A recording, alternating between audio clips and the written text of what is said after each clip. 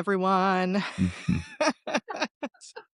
That's my Oprah. That's my Oprah intro to another episode of Escape Velocity. I am here with Yianni Matthew and Monica Sanchez of DEEO. Hello. Hello. We are doing kind of a catch-up episode. Always excited to talk to you all, but it's been a little over a year, I think, since the last time we talked. And how long have you been running DEEO now officially? Do you even know? Chaos. Sorry. Pop quiz. Pop quiz. Has it been 2 years? Over 2 years?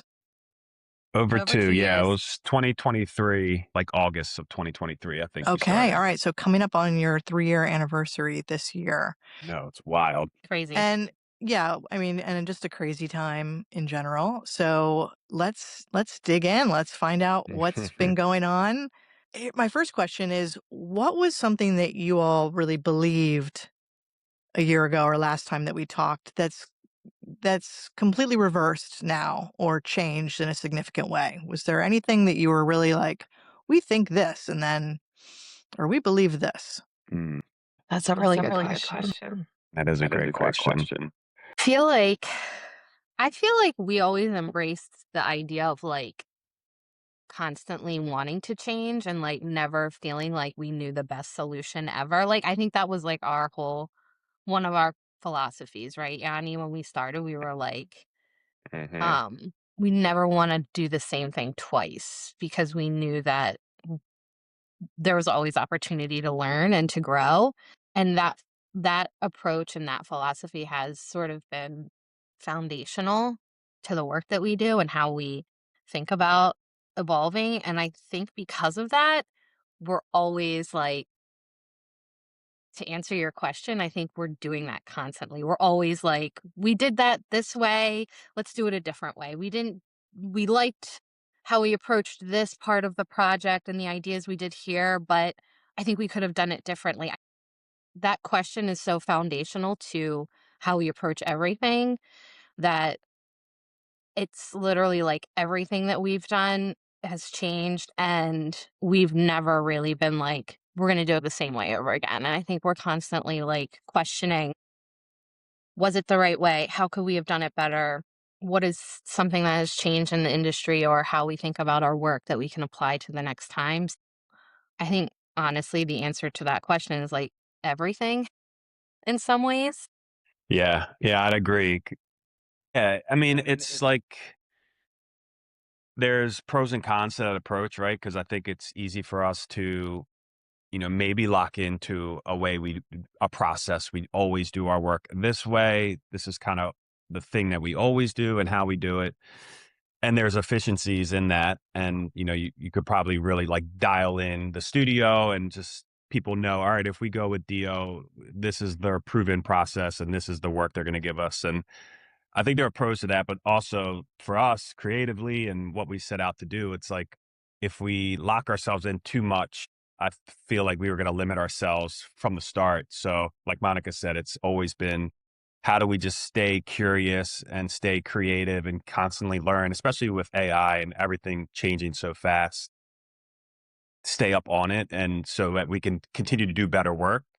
And right now, I think that's still holding true, but it's a balancing act for us. I think it's like we can't go too far down doing everything different every single time because then it's just a constant learning curve and it will take us a bit longer to get our work done. So I think we're trying to find that sweet spot.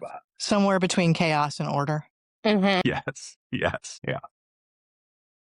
It's interesting you mentioned proven process, and that's something many of us have had drilled into our heads as something we all need in an agency or a studio or even as a unique, an individual practitioner. And the reality is, it feels kind of gimmicky in a way, but I do think that clients seek security in understanding, okay, there's a process, it's worked for them and their past clients, so I have more confidence that it's going to work well for us. Do you experience that when you're talking to new clients? Are they looking for that process? Sometimes I think we haven't really talked about process in a while. I think those are questions that we can answer after we have a really good sense of like what you actually want. I think going in 2 conversations with prospective clients leading with process leaves, can be difficult to sort of like open the door to listening, right? Like, I think we are like listening all the time. Like, we go in, we ask a bunch of questions. We want to hear from them. We want to know, like, what are the challenges? What's really going on? And like, if we went in saying, like, here's our process, here's how we're going to solve your problems, like, we're already assigning a solution in some ways. And it can limit if you go in being like, we have a proven process and we've done this 100 times, you're already kind of going in being like, just let me tell you what to do, right? Like, I already know what your problems are. And I think that that is really not fair to clients in general, because while there are a lot of like shared challenges in the work that we do, to really find the solution for the client, you have to really understand them and get a good sense of what they want and what they need and how they work and what they like and what they don't like. And process doesn't really address those things. I think having a process like helps you get through the project and like keep things streamlined and moving and keeping the momentum going. But process is not solving the problems. The creativity, the thinking, the strategy, you being a good listener, you having experience, you saying, well, tell me what your problem is. Let's talk about it versus like, let me tell you about my process and how you'll fit into that. Right. Right. It's like you don't expect the doctor to prescribe something until they've diagnosed the issue. Mm-hmm. I do think process is oftentimes more of an internal need as agencies grow Mm-hmm. so that their teams know how they fit in and what they're accountable for during the course of a project. But I do think that that discovery process, that listening process is critical before you really know what the solution or the process should be. Yeah. Yeah. And I think when we're talking to prospective clients, it's less about us saying this is our process and more a lot of what you both are saying, just that we can adapt and we flex. And as things are unearthed and we hear a new thing that didn't come up at all in an RFP or any of the questions that we were talking about before we met, we always are showcasing our talents of like, listen, we can adapt and we can flex. And we encourage that, depending on what we hear, we'll shift our process around to best solve like the client needs. And I think that flexibility and that adaptability is the thing that we talk about with prospective clients. Yeah. Yeah. I also feel like even collectively, the three of us, when we have conversations with clients or any sort of work or anything that we're interested in, process comes sort of naturally, is secondary though, because I think what we have in common is when we're working together and when we're not working together in any way, like our approach to finding the best way to address a challenge is like finding opportunities for creativity, right? We're more focused on like what's really interesting. What can we pull out? What is like the opportunity here to really let the client shine? Where are those opportunities? Like that is sort of first and foremost in our world when we're like, we're real. That's what really excites us. And we know that that's what excites clients. And when the process conversation inevitably comes up, I think we're more than prepared to have that conversation, right? We know what process is, we know it's important, we know it's valuable. But I think in our work, we're always really interested in like finding the sort of the creative opportunities, the unique, something different that we can really pull through. And those conversations generally happen through listening and asking questions, not we're going to start with the process. Yeah.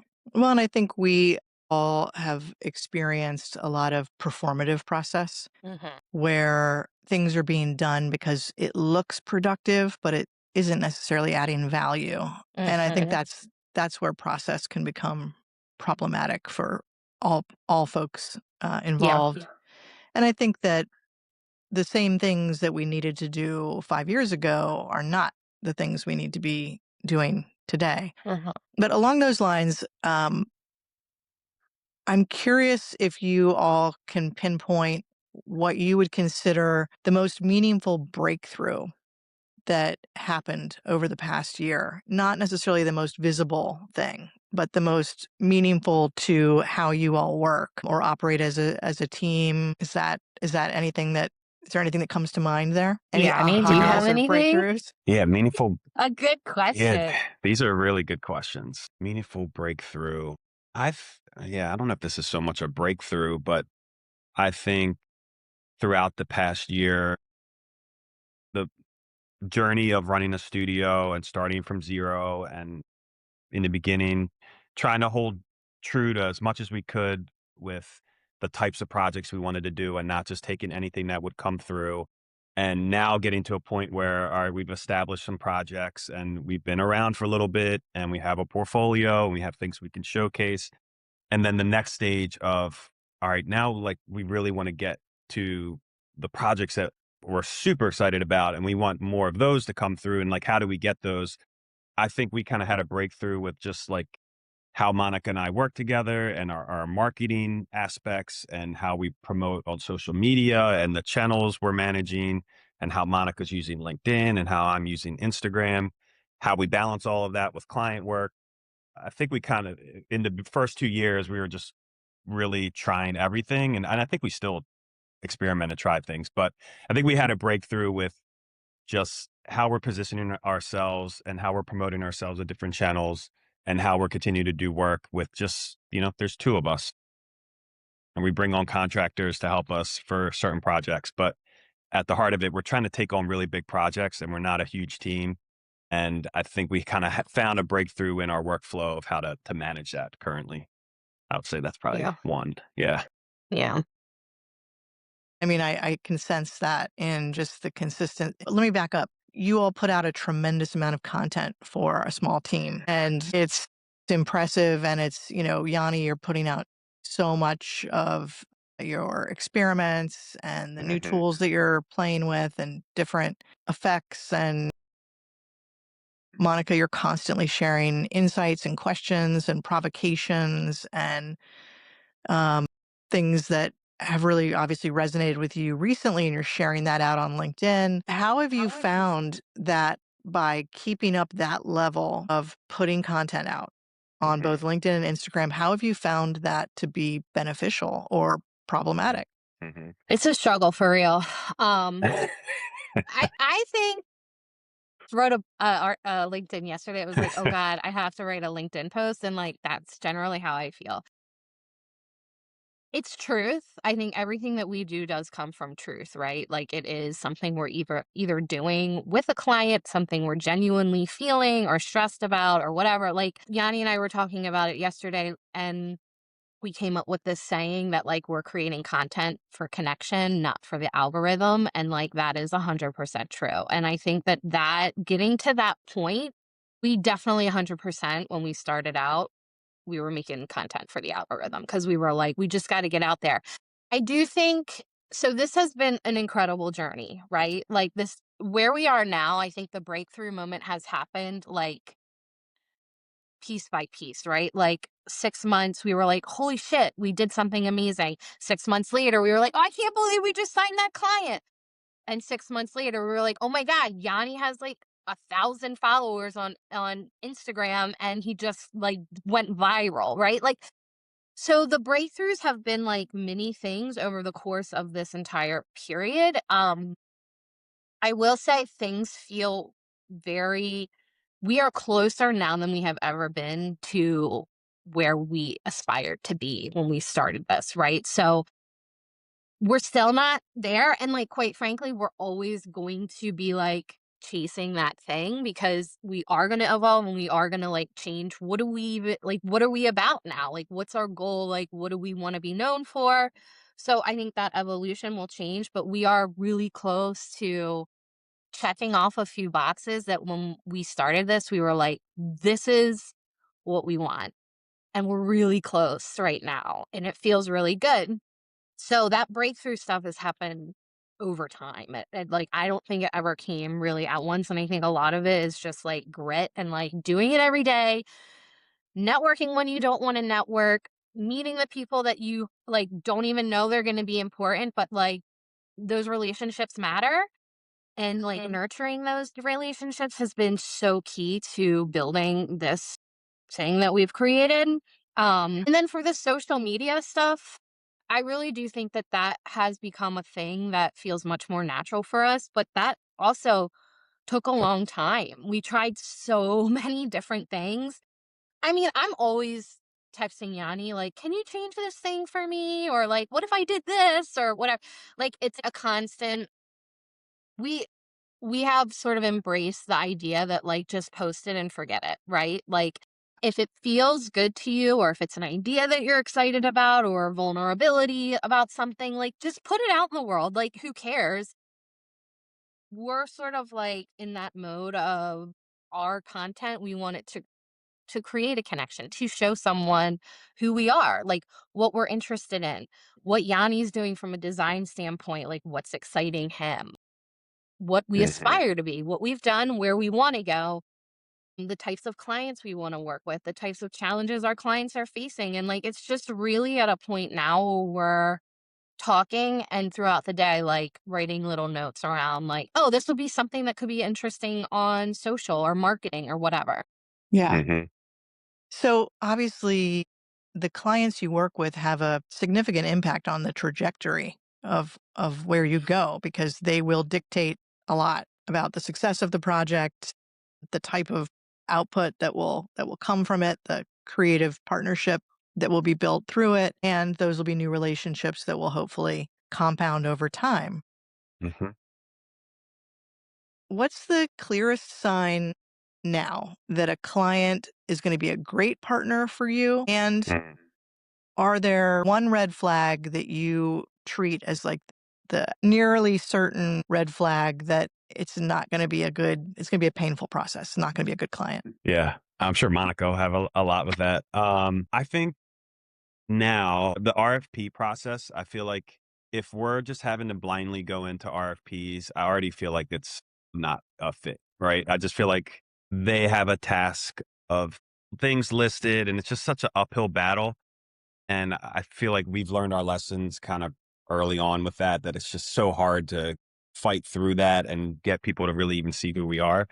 So I think when clients contact us from seeing our work or seeing our social and they already have a connection and there's some networking aspect to it or relationship, that always is like a great first start. And if we have a conversation, it's just, we can sense right away, like these are our people. I think they're going to understand us. They understand how we work. They already know a little bit about us. But yeah, I think that for me right now, the big red flag is if we don't know them at all and they contact us. I think 90% of those inquiries, even just random ones from social media that they contact, they're like, oh, I saw this. I loved it. Can we work? 90% of the times, those, if we don't have some connection in real life or more than just a post, end up being just a waste of time. Mm. Yeah, But I yeah, would agree. yeah, Yeah, I feel like the RFP thing has been a challenge. I mean, it's a challenge for everyone, but we starting out, we're still not like our referral yeah. network is incredibly huge for us. Like that is what we like build and put a lot of our focus on because if we're getting an RFP, there's already a chance that like we're not on the list of approved vendors and it's like, like it's just already the likelihood of getting that project through an RFP is like incredibly low if we don't have already a connection. And we've had experiences where we have done the RFP and we still didn't get it and we've like made the connection and it was like, oh, I think we're going to get this. It feels really good. And then it didn't work out. So RFPs in general, I totally agree, Yanni. I think we are like so much of our studio, the work, the brand DEEO is so based on like our personalities. Like Yanni and I getting in there and talking to people and showing them like, come with us, we're gonna have a great time. We love doing this work. We want to show you how we can like help you. Like we're invested in this, right? It's really hard to communicate those values through an RFP or through some sort of like arbitrary, not arbitrary, but you get what I'm saying. Yeah. The connection is so key, right? Like the connection to the people is critical.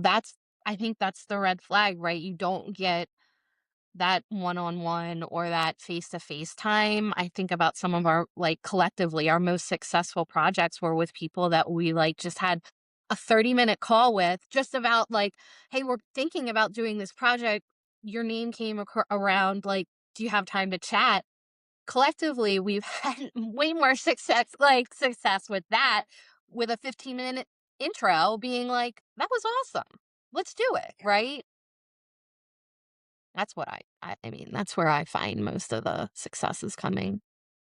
Tell me about the scariest no you've had to say. And this can go back to the beginning if you want, but what was the scariest no that you said Mm. that was scary in the moment, but you look back on it now and think, thank God we said no. Yeah, I think of one early on, very early. And the reason I think it was scary for us is just because we didn't have any work, or maybe we had one project at the time, so we really could have used the money. And we were talking to this prospective client. We went through pretty far in the process. I mean, we were really, really close to signing. Just like the things, we just were catching a lot of red flags just from our conversations, and just I don't think we were seeing eye to eye. And I think they were almost looking at us as like a vendor just to do these tasks and build this system for us. And we were really starting off. It was like the first big project for us to take, and we're like, this is not what we signed up to do, and it's a lot of money, and we could use the money, but we were just like, this is just not a fit, and we said no. And I think that was really scary for us because, like, starting a business and not having a ton of funds coming in the beginning is always tough. But it's all, it worked out because we left ourselves room to either not take that and promote ourselves and really find the clients that we needed. But yeah, having to say no to a big project in the beginning like that was tough. And looking back, you left room for all the other things. There's so many risks with signing a bad Yes. fit client, no matter the money, Mhm. Yeah. because it can take up so much time, so much energy. It can fill, your time to the point where you're not promoting and the space isn't there for you to be engaging in potentially a great fit client. Right. Mhm. So, Yeah. Yeah, that's a big thing Monica brings up a lot, is just like if we take those clients. In the beginning, it was hard for me too because I'm like, this is tough. It's a big project. But Monica always had good alignment of just like, that's going to suck up a lot of time. And, it might trap us in a path that we can't get out of because we're just, you know, maybe constantly fending for these smaller projects that we don't want to do just to stay afloat because we put a lot of resources into it. yeah. Mhm. Well, congratulations on being brave. It's tough. It I is feel Yeah. like tough. also, like, it wasn't we were saying no, but it was like, in hindsight, it probably worked out for the best because we were able to just do a lot of introspective, like, thinking and really focus on us. We were getting ghosted, like, Oh my it God, was the ghosting. wild. Like, I was like, "Is did we say something?" Like, it was wild. Like, everything we had, like at one point, we had, like, 8 ghosts. Like, it was insane, like, consecutively. Like, we were like, "This is like a" anyway. And they weren't even us reaching, like, they would reach Yeah, out it to was, like, us, like, I love proactive. your So work. we had a lot of, like, moments of, like, "What are we doing wrong?" It was a lot of time for reflection, right? And those weren't us saying no. Those were just, like, it just fizzled out. And that gave us a lot of time to, like, think about, how do we pivot from this? How do we work with this? We did a lot of, like, I think, I mean, that was, like, the time we did our most, like, what vision do we have for ourselves, and how do we it wasn't just like we're getting ghosted, but this didn't work out. What reasons could that be, right? From the client perspective, but also from our perspective, like, how do we position ourselves in a better way? If we really wanted this project and we were ghosted, what could we have done differently, right? Some of the ghosting, we were just like, whatever. It was just really weird. But some of them, we were really like, what the heck? We really wanted that one, right? And so we did some, like, that's where I think we changed some of our biz dev approaches.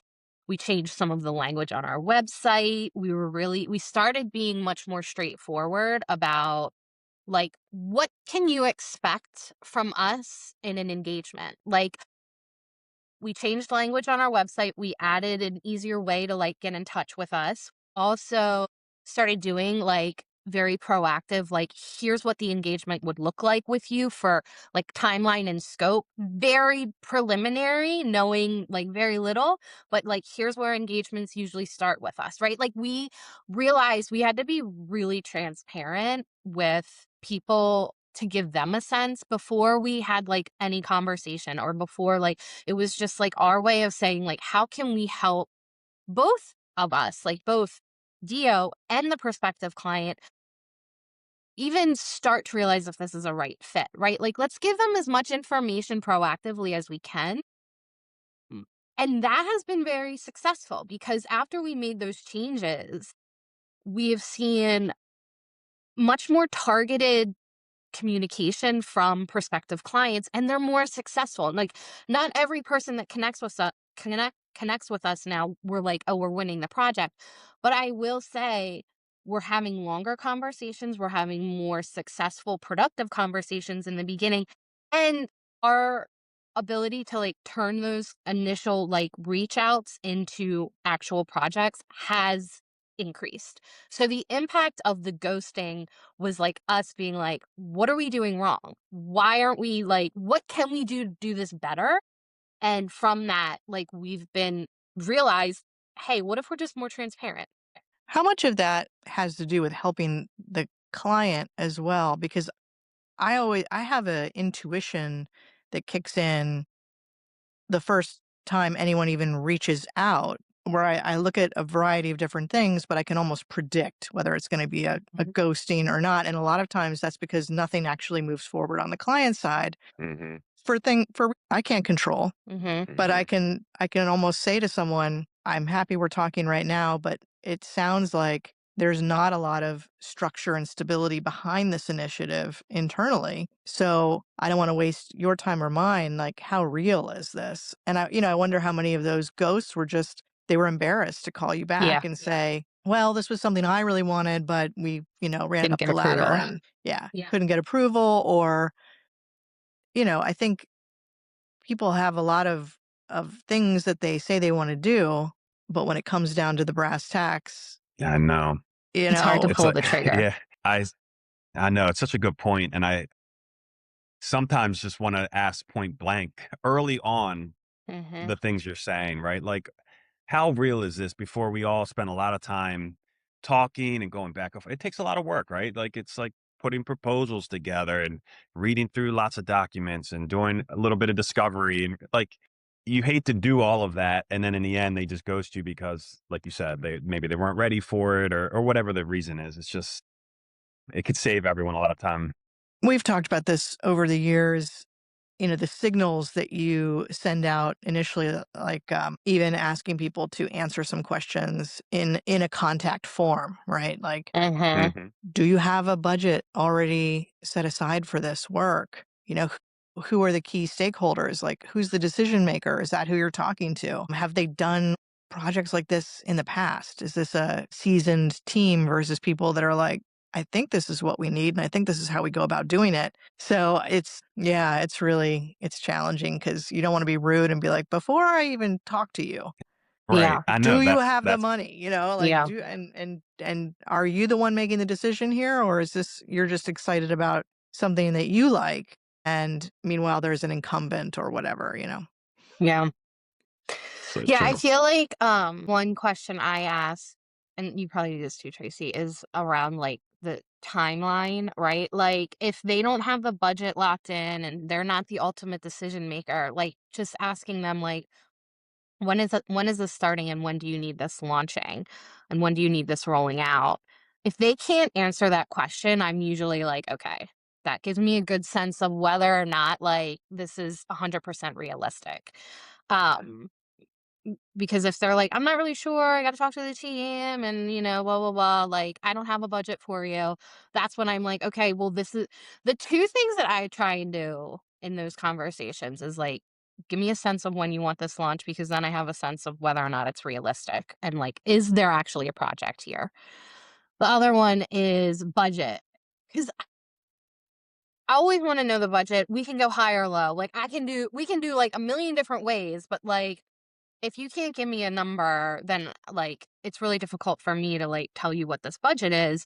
So we'll do like an initial. This all depends on like hopefully we're talking to the client, right? Like at this point, hopefully we're like on the call with someone.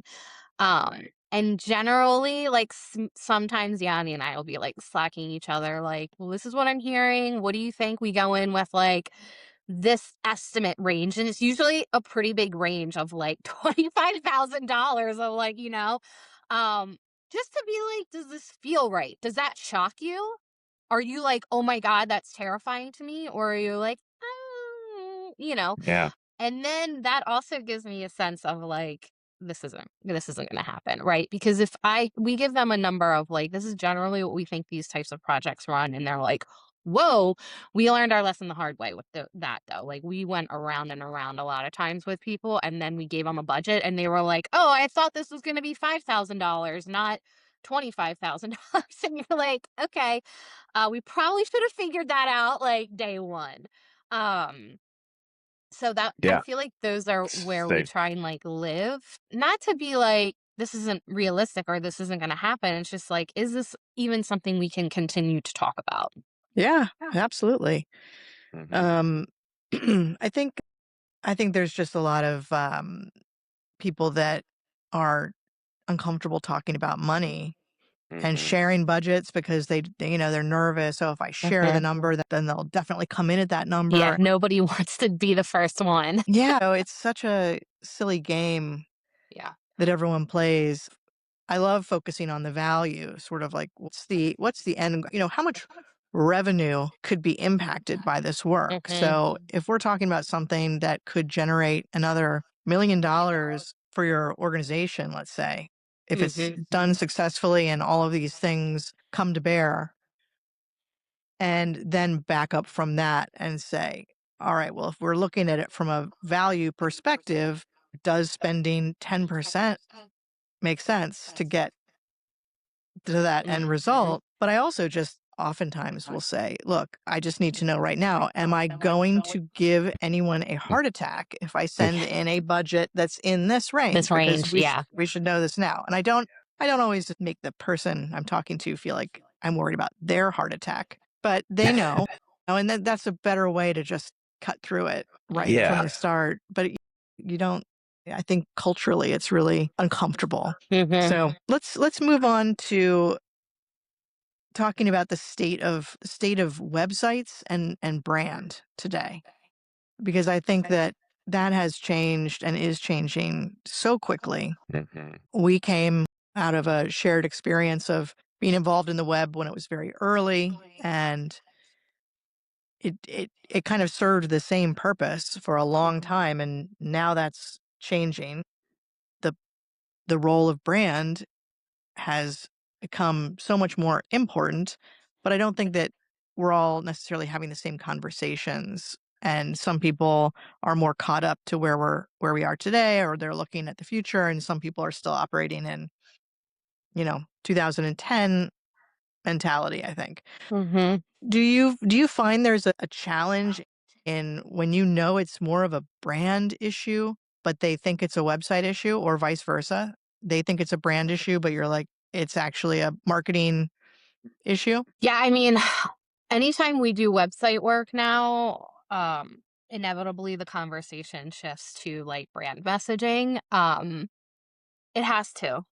Like I just feel now website content strategy is so important, but it isn't and I actually just wrote about this on our Substack that like brand messaging is the thing now, right? Like your website used to be sort of like, and we come from that experience of like these huge ecosystem websites, right? Where it's like everything had its place, and that I think that's evolving, and that depends on like what the organization is, but I feel like from a brand perspective, we are like inevitably always, even if it's just a website project, we are inevitably talking about like consistency in the brand message, right? Like that, and that's where I feel like the biggest shift has been happening is it's really hard to get people out of the like I'm writing for the website now, which is still part of it, right? It's a total mental shift, right?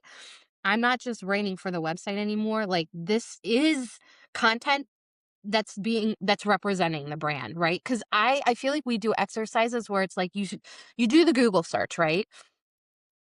And you're not getting the search results anymore like right away. You're the first thing you see is whatever the Google AI generates, right? So like your website content is your brand message, right? Like and it's so critical that that matches and like is so consistent and so like strong and convincing um, like anyone can do it, right? Like that's where I feel like these exercises are really important because if you try to like search whatever whoever you are, search in Google, the Google result is not the thing anymore that it used to. The weight is not as heavy on the Google search results. It's still important. I'm not saying it's not, but people are looking at that perplexity summary first Yeah. and like then they're going to click those links, right? Like that's the easy button. And if you type in your brand and or your organization or whatever and you read that AI summary and you're like, that that's us? That's a lot of work. That's not your website. That's not your website, that's your brand. That's where you show up everywhere. 5 years ago, you put out a website or you redesigned and relaunched a website with new content, new design, and Google will index it. And then that will start to impact where you show up in certain search results. Mhm. And you got your keywords and whatever you're doing your content strategy to whatever. But now it's all about where the AI is looking for relationships and connections and value. And, it's looking at Reddit. It's looking at, if you're a higher ed, like it's looking at the rate my professors or Mhm. it's looking at YouTube. And so I tell everyone the very first thing you need to do right now is start asking an AI about your brand Mhm. to see where it is looking Mhm. because it's amazing. And I think then the problem also is if you're working on a website and you have a client that doesn't understand how important the brand communications are and the brand language and that whole ecosystem that's exploded now. It's not a single Mhm. source. It's this entire crazy realm of these platforms and it's not all content you can control. But That's it. does that mean you stick your head in the sand about it? That's the big one. So I think that it's a very, very different time. Mhm. And I agree with you, Monica. It's so much more important, the content strategy, the brand strategy, than what the website looks like. Yeah. Yeah. Like I was showing you all about the project I was playing around with in Claude, Mhm. the blanding detector. And I haven't done this in a long time, just going from EDU to EDU. And a lot of them have clearly redesigned in the recent couple years. Nice looking sites. And I can only imagine how much money and how much time that took. And it's still a bunch of generic, Mhm. shitty content on the primary landing pages. And Yeah. some of them can't even be indexed by AIs Mhm. because of how the site is built. So it's Because just crazy to me that I don't know that I feel like a lot of places have gone through a lot of probably painful, long, expensive processes to keep redesigning and have not thought about the content or Mm. the yeah. accessibility of that content and the ecosystem that content needs to live within, like paying attention to it even. It's Yeah. just Yeah. And kind of I crazy. feel like we've always said content is king. And I feel like it's even more true now than ever. And before it was just content is king on your website. But now I think it's the content as a repository for everything, right? It's like pulling it back outside of the website and thinking about the brand messaging and content strategy, how that applies to your website, how that applies to your socials, your blogs, how other people are writing about you. We're working on a really big branding project right now. And, that's where we're starting, right? We got to start at the core and get that dialed in and making sure that all the messaging and the approach is correct there. So then it can feed AI, it could feed the website, it could feed their social channels, and they have a strategy that is going to work for them for the future, and not setting them up to just do a website refresh with terrible content that's just going Yeah. to not do, And it takes not a represent them. long time. Like, it's not a flip of the switch, right? Like, if you're going through a rebrand or redesign, right? Like, what we're like circling around now is like brand messaging is critical. And if you don't have that locked in, um, AI and other people, like, you are not in control of the only brand message, right? Like, Yanni's point, people are writing about it, like other people are talking about it. Other entities are applying meaning to your brand, right? Like, whereas before the website, to your point, Tracy, it was like, oh, I'm going to structure all my headers the right way. And I want to make sure my H1s, my H2s, and I get my keywords and this, and I'm going to appear in the top 10 search results when someone types in, like, what's the biggest EDU in Vermont or whatever, right? Like, like, you check those boxes and you're pretty good. But now it's like you have to think about how the content and the brand messaging like applies like more meaningfully, and like how it's being interpreted. What does it mean across different channels? And like, it's a total shift in how you think. And it doesn't happen overnight. And it's really hard to get to that point of like breaking out of the old sort of like habits and like transitioning into this like, I don't know, it's kind of nice though because it calls you out on your bullshit, right? Like, you can't just be like, I'm the best, because someone's going to call you out on that, right? Like, whether it's AI or whether it's someone on Reddit or when it's someone social influencer, like, I tried this product and it's actually really bad, right? Like, we live in a society now where like content is not just you saying, staking a claim and being like, I am the best, right? Like, it doesn't work that way anymore. And I think that that requires people to have like real brutal honesty and like who they are, what they stand for, what their values are. And once you identify that, that's where your brand messaging is like living and breathing, right? Like, that's where you live and breathe, but you got to do the work because like requires a lot of shift, and it takes a long time to get there. And then you're not going to see the changes overnight. Like, AI isn't magically just going to be like, oh, they just went through a rebrand and now they're this, right? Like, it takes so much You time.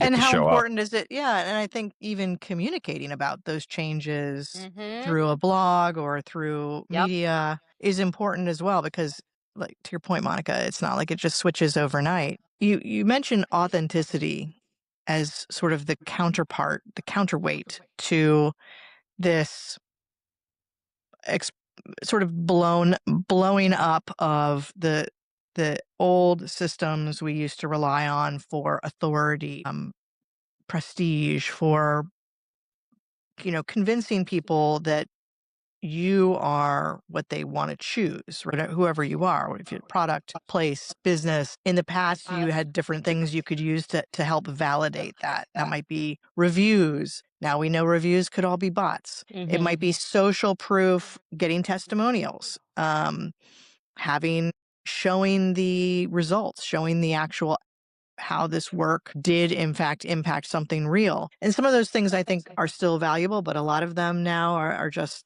they don't matter anymore. So when there aren't those gimmicks or those structures to rely on and you flip to being authentic, which is very hard, but Mhm. how is that doing the heavy lifting now? How is that resonating, whether it's through the design, the brand, the content, the marketing? What does that mean, authenticity, and why is it important? And we talk about this a lot.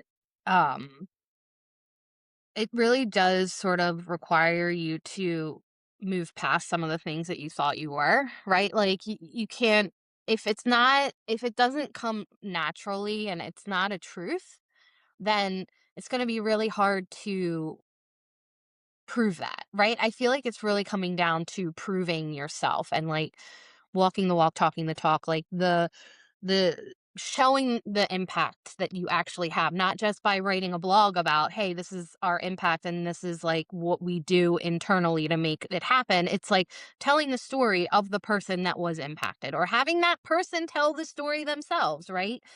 Authenticity now I feel like is your core values are like your lived actions, right? Like if you are doing what you say you're doing, then that's who you are, right? It's really hard to be like I think it's just really hard to say you are some and we've done this, right? We've been in the room with a client that says, "I am this thing." And we're like, "We're here, we're looking at you, and like you are not that thing." And we can have that conversation, right? We can have that conversation. And years ago, we could have that conversation when they would be like, well, I'm doubling down on it. It's important. We need that thing. And it's like, okay. It was easier to do that 10 years ago because we could just kind of work around it and be like, here's what you need to say in a certain way. Now it's really hard to. I also think not only is it really hard for brands to keep that up, just based off of like user behavior and technology. But I also feel like I like we're not really like I wouldn't want to work. It would be really hard for us to work with someone who's like not honest about themselves because then that Yeah. impacts the work that we're doing. And like it's in some ways it's really hard to have those hard truths, like face those Yeah. hard truths, but in other ways, like it's essential to a successful project. It's successful to who you are as a business, as an organization, as an institution. Like if these are not your lived values, like it's not going to be Yeah. easy. Yeah. And to add to that, I think it's fine to say, like, as long as they're honest, right? And they understand that what they're saying is not true. But maybe they aspire to be the way they're Mhm. Yeah. describing it. Yeah. Like, that's fine. Yeah. Yeah, like that helps. And let's talk about, all right, what does it mean to be that? And what do you need to do? And it's not going to, like we said, you can't just say it and flip the switch. Like, you have to put your money where your mouth is and show up every day and live that so that eventually, all right, that's what we plan to do. And you got there. But I think Monica nailed it because you have to just really be honest with yourself and, what you're putting out is who you are. Well, that's a good segue into talking about AI because one of the things that is happening, and I think will only increase, is it's flooding the market. It's Mhm. flooding every space that was available for there to be content or a voice or anything you can generate with AI right now. It's just flooding these different platforms, and it's hard to spot the authenticity Yeah. in the flood of that. And I'm just curious, how do you all see it? And how do you advise clients who are saying, like, why even bother putting content out in these platforms? They're just flooded with AI and it doesn't, never going to show up or no one's going to pay attention. It's not important for us to be here. Mhm. Just love to hear your thoughts in general about Yeah. that sort of flooding that's happening. Yeah. I mean, I think it is a challenge. And I don't know, a part of me thinks that we are seeing this flood of AI and agents and hard to decipher what's real, what's not. But I do feel like it's going to swing back the other way where the real footage of the real people putting out real content is going to be so valuable and important. But until we can figure out how to really make it clear, like this is a real person and this is not a real person, that's a challenge. But I don't know. Part of me thinks like just you have to keep showing up and fight through it and just put out the content from yourself and your team. But Yeah, I I don't know. mean, Yeah, I'm getting it's close. tough. I'm getting closer to the mic and the camera because I obviously am like so many thoughts on this because I think it's degrading these platforms tremendously. Mhm. And, talking with Richard and Devin about Second Harvest and what they're seeing, that craving for time for connection in real life. People. Real experiences. Yeah, Yeah. meeting real people, making friends, Yeah. Yeah. getting fresh air, changing your scenery. And I think AI and the flood of that coming on top of, us all being cooped up for COVID times, it does seem to be destroying, it's sort of eating itself. Yeah. Yeah. Yeah. Yeah. It's like, even for me, just thinking about AI and being a creative person and designing, and even Monica, I know when she uses AI for just like research and stuff, like neither of us are looking to use AI to do our work for us. And I think like I would feel like a fraud having AI design something for a client. And I think Monica would feel the same with just, hey, AI, take all this stuff and Mhm. write a creative brief for the client. Yeah, I mean, you could spin up an agent, train that Mhm. agent, and have it putting out content on 3 different platforms on the hour, every Constant. hour, Yeah. Yeah. including visuals or video. I mean, it's Yeah. Yeah. You can do it. For me as a person, I just like, that's not what I'm looking for. And I'm sure there will be studios and agencies that go that route, and it's just like a money grab, and you can put out, you're just so much faster and you could put out so much more content. But um spam again. yeah, Mhm. it's just, It's like the AI spam slop. on And steroids. Yeah. yeah, I think for us, like right now, AI is more of an efficiency tool, and just where can we use it to enhance us so that I can get to designing and doing the things I want to do more, and get rid of the, like, I don't know, for me, like in working in Figma and thinking about design systems and variables and tokens and like manual, just copy this, paste this there, like just handle that for me. And I'm like, I don't want to do that. So do that. And then I can focus my time on being creative. And Monica can focus her time on like writing and thinking about strategy, and not having to transcribe a whole meeting and look for patterns. So, Yeah, I mean, I think Michael Pollan, the author, said once that he doesn't have it all figured out in his head when he sits down to start writing about a Mhm. certain topic or what he thinks about that topic. He writes to think. Mhm. mm, Oh, I He saw you writes post about that. Yeah. he writes to think, and Blair Enns or maybe David C. Baker just put out some similar posts that, writing is how you kind of form your thoughts and develop your thinking is in that process of writing. And to me, I'm never really inspired to write about something unless I have a point of view and I feel strongly about it one way or the other. And I just think that AI is always going to be looking for that median line where it's like, I'm bringing all this stuff in, I'm going to throw it in the pot and like come up with something good and good enough that it strips away all of the thinking process that a human would go through in writing about something or talking about something. Even just conversations are creative because we are sharing thoughts and then forming new thoughts as we talk. So I don't know what it's going to look like 2 years from now. But for now, I feel like the AI writing is very obvious to people who are working with AI, but I don't think it's that obvious to people who aren't. And so if Well, you're yeah. I think that's a big thing. I think there's gonna be like I was thinking about it the other day and I had a good analogy for it. Now I can't think of it, but I do like the AI is all it could easily do my job. Like, for sure. I could easily prompt it to do anything I want it and like it will do it could do a brand positioning deck for me if I wanted it to, like easily. I'm gonna drop the transcripts in and I'm gonna be like, give me a new brand for this thing. And it could easily do that, right? well, it will try. I mean, it will do Yeah. something. It never will say like, no, this isn't enough. Right? But the how it applies meaning is like where like we introduce like our creative thought and like the pushing and the pulling, right? Like what needs to be emphasized, what like all of these things are true that you said AI, but like I don't think that this is like it's never like a surface level. It's never like I'm going to take this right away and run with it. Like Right. and it always wants to give you what you're looking for, right? So even if you're like, "Hey, can you just like review this transcript? I need it for XYZ. Can you like clean it up for me?"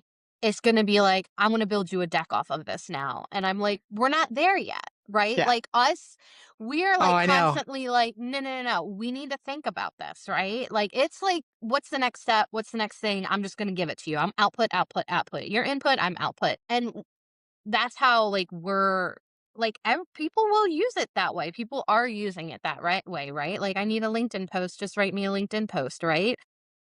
Which is fine for them, but we do have a lot of conversations. The people that we're working with and that we want to work with are very tapped into this feeling of like, we want to feel human. We need to feel human. We need to show up as a person. Everyone's using AI, right? But how do we use it as a human? How does it impact our human client? How does it impact the human audience? Like this, that, and like that application layer is like really important because if you're just asking AI to be like, make this sound human, like you're missing the point, right? Like that's not why they hired us. And it can't. I do think our lived experiences in the world, like how we define our like reality of the world and how we what is success, what is like important, what is like human is being refined, is being redefined, right? Like AI is challenging us to be like, what is the most human thing about you?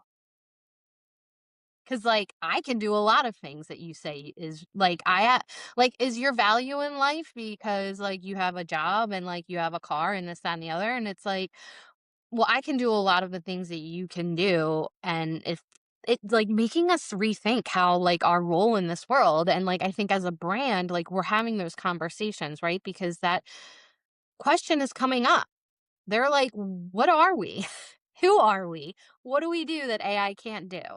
Yeah. We want to elevate that, right? Like that's the challenge is we want to be more human than we ever have been in our lives and like help us do that.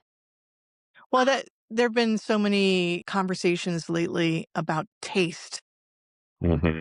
and curation, right? And it's very hard to be a good curator if you don't have a wide, varied experience yourself and then Mhm. taste to apply to the decisions you're making when you're curating. As of right now, I don't think that's going to be a bridge that AI is going to be able to cross. But I do think that right now, if you have no taste and you have no real experience or point of view, AI is going to supercharge your ability to put out pretty meh Yeah. stuff, right?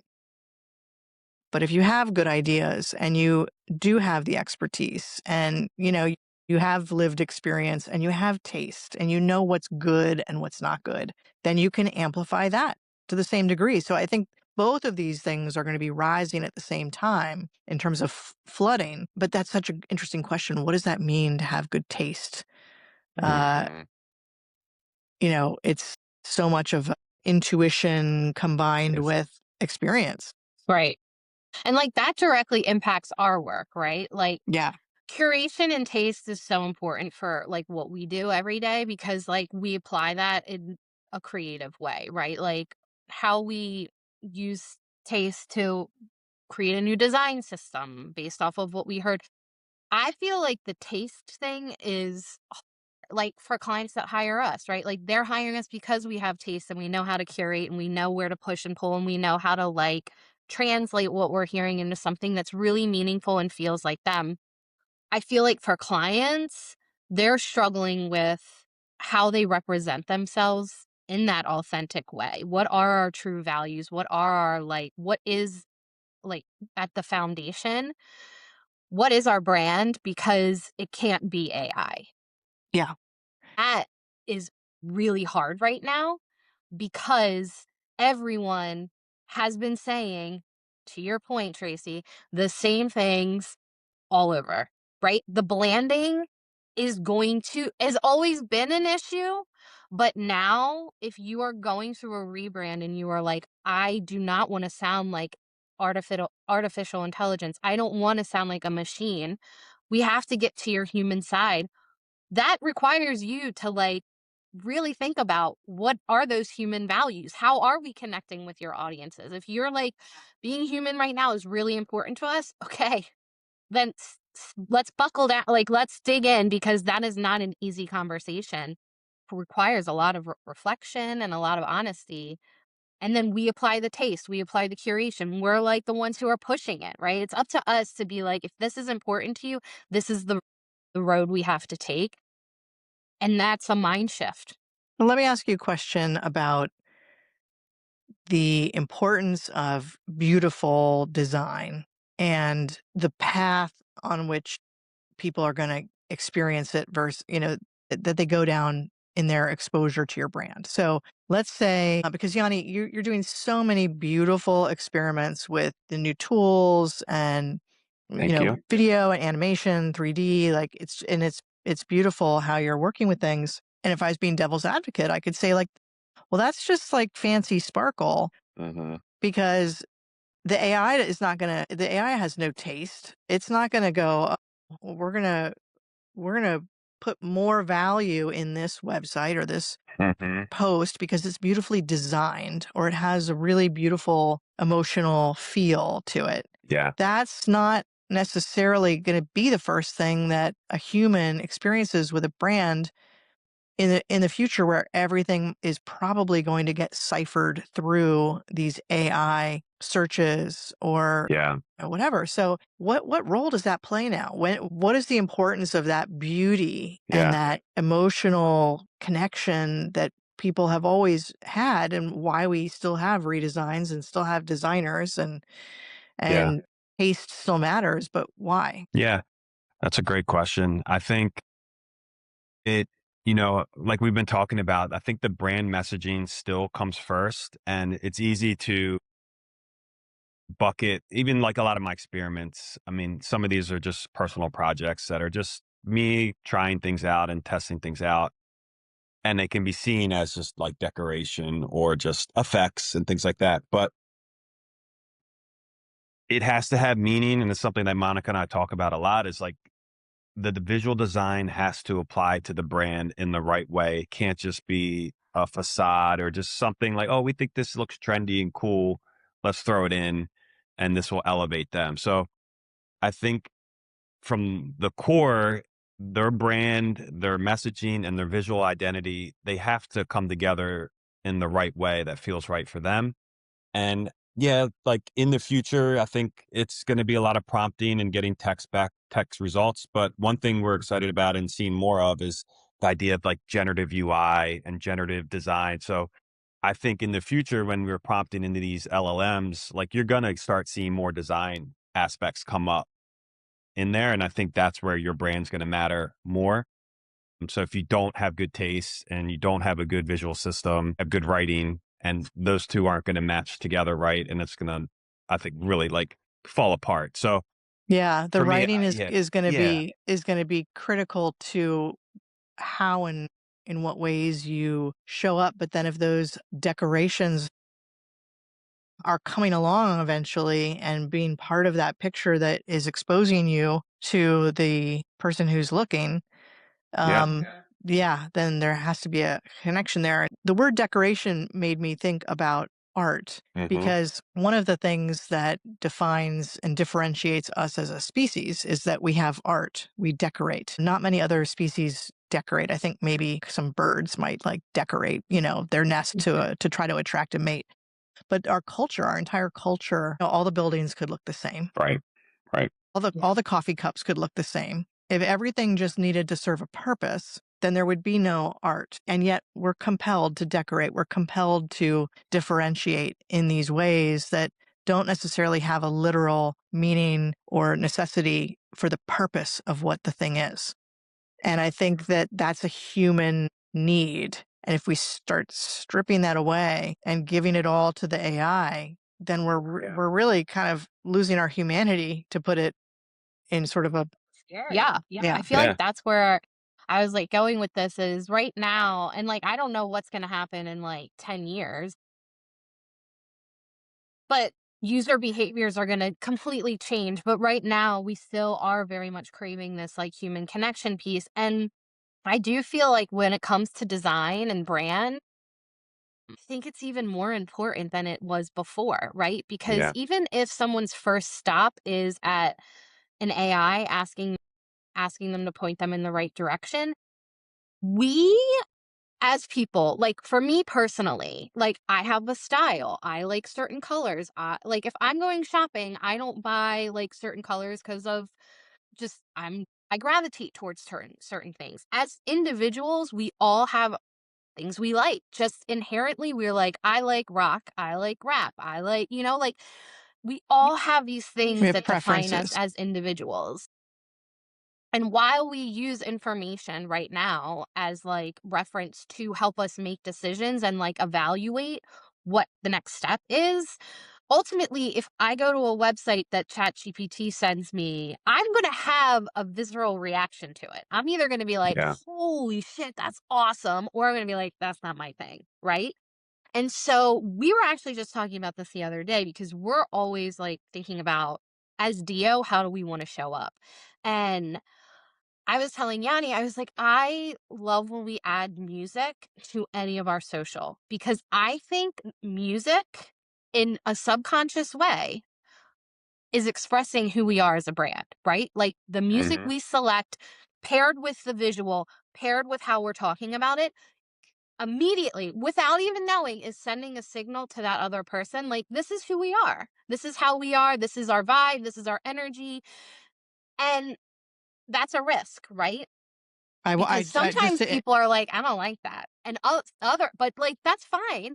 Then other ones are like, "Oh, I really like that." Right? So, like, I yeah. feel like going back to the taste thing, it's even more important now because that's how we as humans are, like, assigning our own value to that brand, right? We either jive with it or we don't. We're Adidas, we're Nike, like, who are you? And I think that that's so relevant right now. Well, I'll be looking forward to seeing the Dio playlist that I'm sure you will share shortly. Talked about that Yeah. Yeah. It reminds me, we were working on a branding project for a new cannabis product or a line of flower products, and it was kind of a throwback brand. And the whole idea really is like this is the cannabis of your youth if you're older or your parents' youth if you're younger, but it's like that chill out. You're at the concert, you're listening to records, and you're not blasting off to the moon because everything's so high strain these days. And we decided to give a QR code to a playlist. And through that playlist, kind of signal and help, and people could listen to it as well while they're consuming the flower if they want. But it was all like that throwback vibe, that Yeah. Hendrix kind of vibe. And it was such a cool way to use music and even just artists, musicians as a way to signal more aspects of this brand and hopefully Yeah. for people to Yeah. enjoy as part of that experience. But it was really fun. I I love mean, that. that's what we did with you all, right? Like, we did the whole Guy Ritchie with the Deo. Like, you all came in and you were like, we want a Guy Ritchie vibe. We want to like feel like edgy and smart and kind of like sarcastic and funny and like we make you fake, right? Like we're smart, but like we're approachable, but we're cool, right? Like the whole, and we were circling around this thing, and then it was like Guy Ritchie came out, and we're like, that's it, right? So like the visual is Yeah. so important. Yeah. Sorry, Yeah. Yanni, I know you were gonna say No, and something. and you all sparked ideas in my head too, because I think it's so easy right now to just say like all the websites, if they were built for LLMs, they would look a certain way, structured a certain way. And I feel like we started getting that way from the early Flash days. There had a lot of character and, you know, differentiation between these sites. And then we got into web, 2.0 and everything got systemized and accessibility and all of that is important. But now I think we're like getting back into a world where we can really do some creative things that set itself apart from the pack. And I think that's what we're always looking to do with brands and visual design. So like you said, like when you pull up a website after you do a search and you're like, wow, like this is memorable. This is different. I think that's really important right now. And you could do so many cool things with sites now compared to what you could in the past. So I think it's exciting. I think it's really important, and I'm gonna keep going. I'm gonna continue to do it until AI takes over, I guess. Till they pry your cold, dead fingers off the keyboard. No, I hear you. I think it's super exciting, all of the things that you can do now to to contrast kind of the fear and the slopification and the Yeah. fire hose of fakery that AI is putting Yep. out there. Yep. But I think about that a lot. Where is someone's first exposure to a brand, and then how is that relationship being formed? And at some point, it is going to be informed by the website experience or an Instagram post or Hmm. something they read or they watch on YouTube, and that might not always be coming from the brand itself. And so there are so many more touch points now that have to be considered, Yeah. curated if possible, or empowered. It's like if you know Reddit is getting scraped for all of its content or YouTube, don't turn a blind eye to what you're putting out or what people are putting out about you on those channels. And then at some point, if they come to the source of truth, which will be your website, it's really got to do a lot of heavy lifting to back up or dispute, Hmm. depending on what the positioning is. But I think that we're going to see an interesting change where it doesn't make sense to be so strict around website Yeah. structure and Yeah. website standards, Yeah. not around accessibility, but around like, well, this is the way we've always done it, or this is the way it should Yeah. look or Right. should function. It's Yeah. like anything goes now, I think. There are other things to be worried about, but your opportunity to kind of delight and surprise Yeah. and That's a good. do more than what has Hmm. typically been done. I think it's a great opportunity for that right now. Hmm. Yeah. Delight's a great word.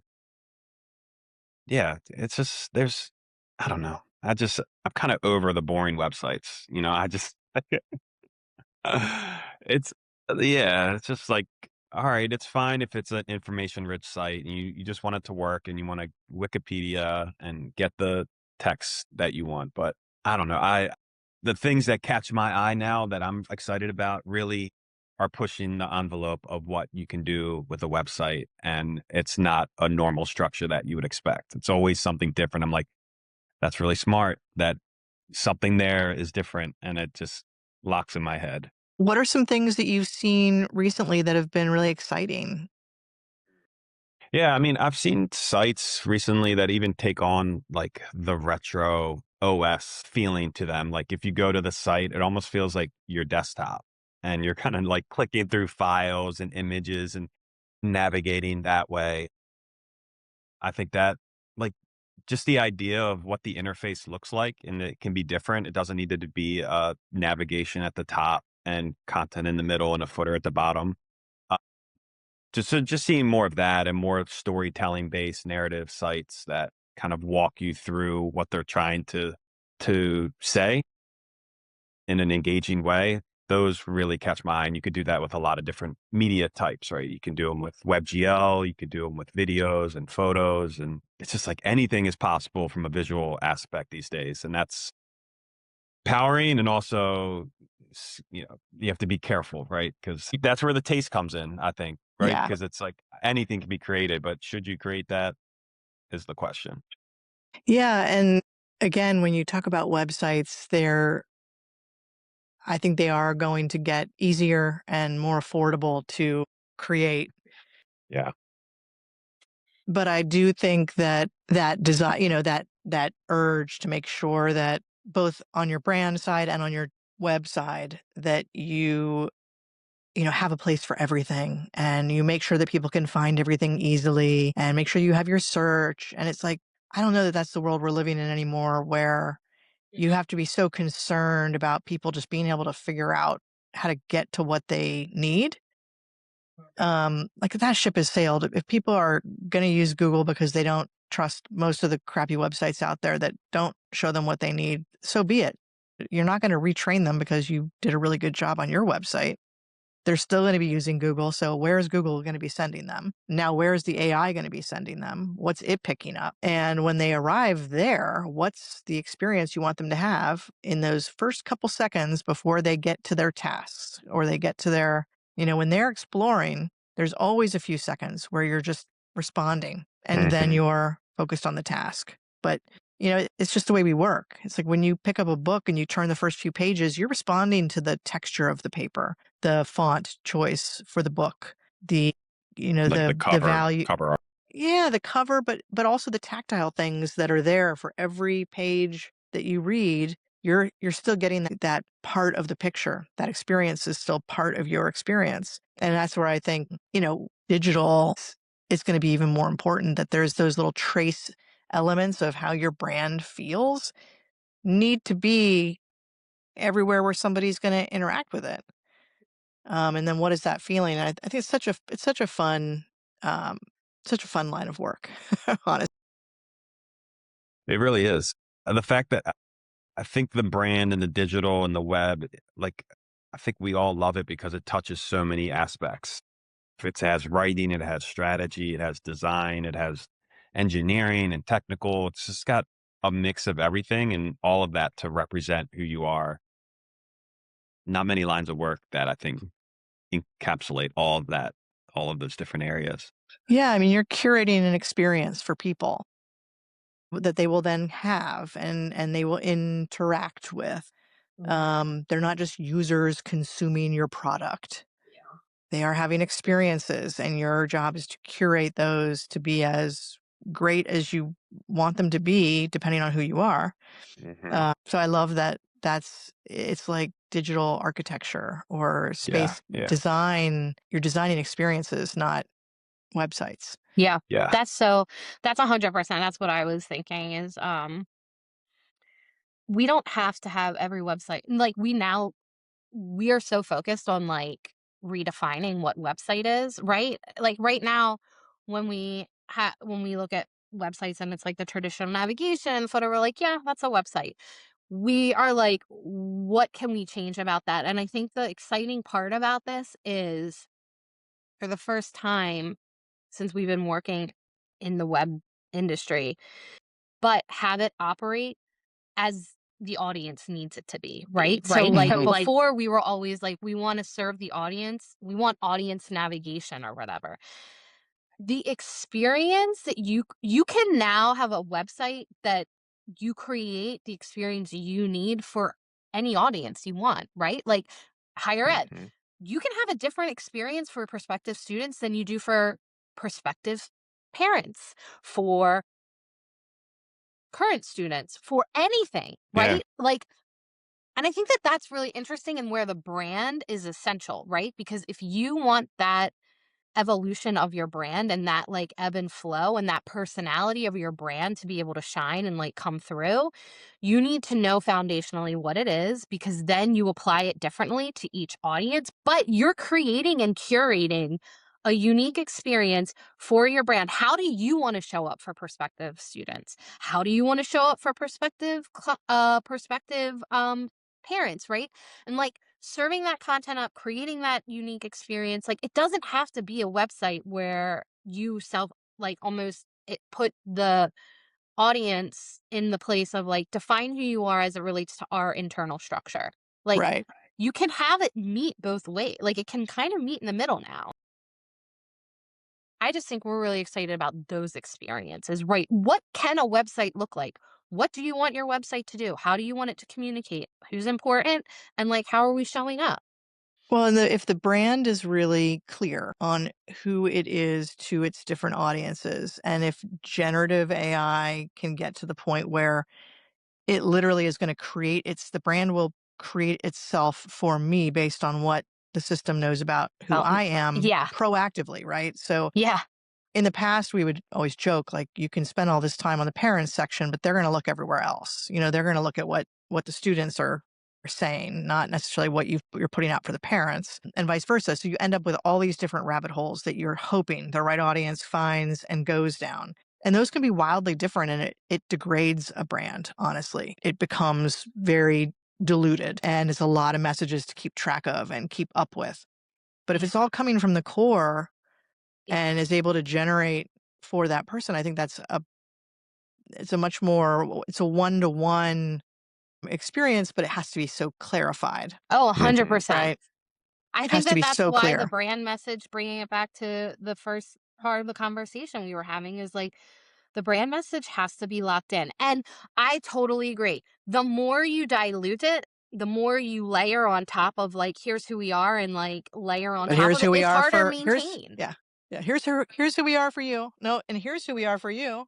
But defining who you are as it relates to that audience and really locking that in, that unlocks any possibility, right? Because then we're like, if this is truly who you are as it relates to this audience or as a brand in general, then like let's explore those opportunities creatively. All right. Here's a we're gonna wrap up with some big ones, or at least Okay. I think this is the biggest My one because God. we'll check back on this. We'll check back on this in a year. What's your bet? If you had one bet that you're willing to make on how things are going to change in a year from now, what will be different about brand strategy or web or how studios and partners work together, anything? Like, what do you think is going to be the biggest difference and why? Let's see. I mean, the way things are changing so rapidly right now, and like within just the past month, what I've seen in just in AI, my guess is that in a year, I think the idea of like web development and app development, it's gonna get very close to, you know, not needing engineers and developers to build out full websites and full products tied to CMSs and databases. Like, I think there's like a little bit of a gap right now with some of that stuff, and it's still valuable to have developers. I see that gap closing pretty quickly in a year.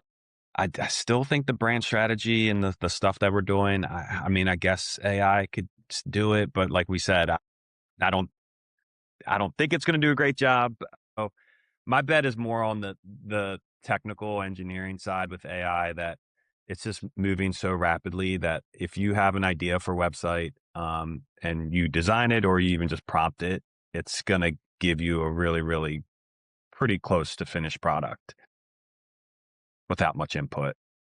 It's interesting when I think about even things we were talking about a year ago that are now exponentially more possible and easier to Hmm. do. I think about the app development. I mean, just in the last 3 weeks, I had two ideas for apps that would have taken months and months and months and hundreds of thousands of dollars and teams of developers to build it and then run it can now be done in days The other, with yeah, curation and taste and direction being the only role I've needed to have in getting this thing live. It's it's not generating the idea, right, but it's a tool that makes things much more possible. Whether that's speed, efficiency, or evolution, knowledge, experience. I just think it's going to be a little bit of a there's going to be a period of time where people are just not going to know what to do because they've never been that empowered before. yeah, And suddenly you realize, like, oh, well, sure, I could make 10 apps right now or 10 websites that are shit because my ideas are, I don't have any ideas. I don't have any perspectives. I don't have a brand strategy. right. So, yeah, I like that. Monica, do you have anything that you really think is going to be gone or radically changed? I think it's happening. I'm feeling the shift already happen in how we define our value, right? So like it's always been really hard apply value and meaning to the design and the strategy we do because everything has always equated to like, well, how long is it going to take you and how big is it, right? Right. That is like we are now actively we have shifted so far beyond that. Like we have shifted beyond like our value is not in how big your website is or how big the brand is or really how complex some of the work is going to require. Like we have actively over the last few years tried to define like what is we knew that this was going to happen in terms of like we need to figure out how we define our value to a client that is not in the hours or how long it takes because those are no longer applicable. To your point, I can spin up 5 different websites in a week. You can have your pick. Yeah. They're $5,000 each, but that's not what we want to do, right? So like we've been really trying to work on like how do we explain why you would hire us because that is completely shifted. That I think is going to continue to shift, but I think the biggest change I'm noticing is it's not us trying to convince the clients. Clients are now putting two and two together where they're going to be like, I know AI can build this website. Why am I like, they're not going to be like, why should I hire you? They're going to be more interested in like, what is this project going to look like? It's not going to be based on process. It's not going to be based on deliverables. It's not going to be based on like how many pages are in a website. It's really like, what are your challenges? What are your needs? And like, how do we address those directly with our expertise and what we really love to do, which is strategy and design and curation and taste, right? So that's a gap I feel like we've been seeing happening. For us, we're like, that stuff isn't really important anymore, but now people are catching up. We have to really be able to articulate that because I think in a year it's going to be even more prevalent in the conversations we have with prospective clients. Yeah, I totally agree with both of your thoughts on that, and we'll check back in a year and see what's going on. You'll talk BT. I'm not going to be available. Right. Our agents will host the podcast, and you won't be able to tell the difference because they'll just look like us and sound like us. We should run that experiment, actually. Yeah, I'm just gonna be eating in the background while my Terrifying. AI Yeah, avatar. right? It is yeah, if we look at the typical trajectory of how things, double every however many months, with just technological power and access and price and all of those things. It's crazy if I look at where we're at right now and what's just happened in the last 6 weeks with what that will unlock for the future. So Yeah, it's going to be interesting. Maybe we should make a 6-month check-in. I I know. know. Should be like a 3-month check-in. And one thing I would love for you to do is I want to start a tradition of having my guests ask a question that will be answered by the next guest. You don't know who that is. And so do you have a question? It can be any kind of question you want, but for the next guest that I will ask them. I was thinking about one here. What's something that you're kind of like quietly obsessed about right now? That it can be like a show, a movie, it can be a tool.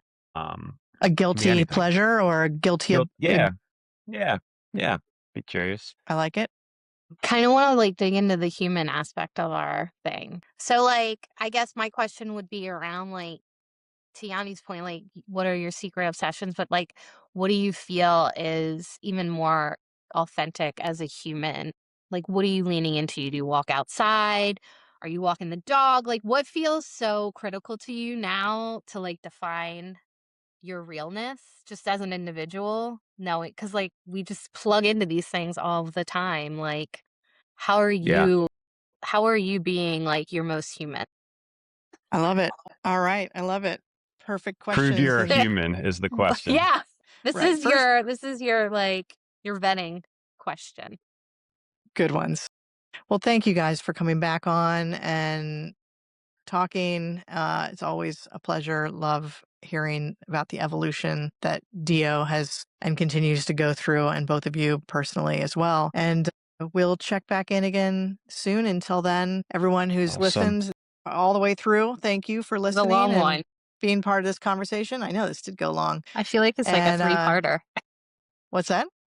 It's a 3-parter. I know. Maybe I'll break it up. Yeah. Until then, everyone, take care and keep being creative. Keep it up.